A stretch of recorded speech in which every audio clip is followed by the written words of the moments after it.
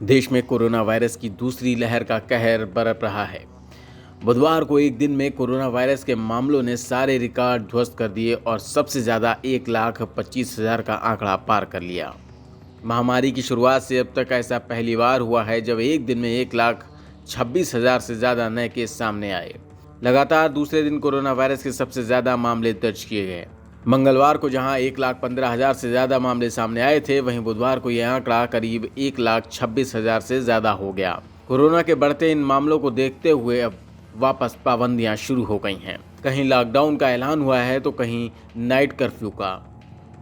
मंगलवार को छत्तीसगढ़ की राजधानी रायपुर में 9 अप्रैल से 19 अप्रैल तक पूर्ण लॉकडाउन का ऐलान किया गया।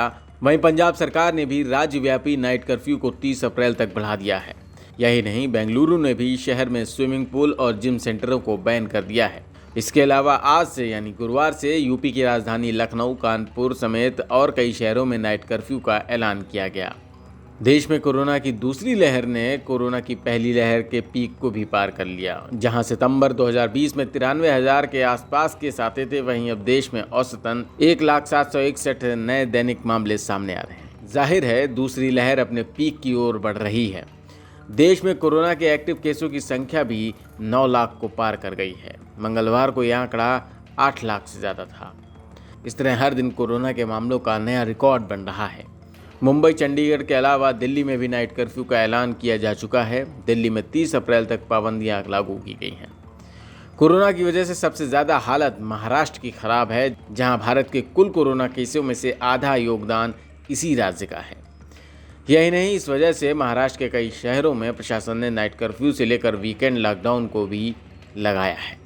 इसके अलावा राजस्थान और गुजरात में भी सरकार ने नाइट कर्फ्यू का ऐलान किया है। महाराष्ट्र के बाद छत्तीसगढ़ भारत का दूसरा सबसे बड़ा हॉटस्पॉट बनकर उभरा है, जहां कोरोना वायरस के लगातार नए केस सामने आ रहे हैं।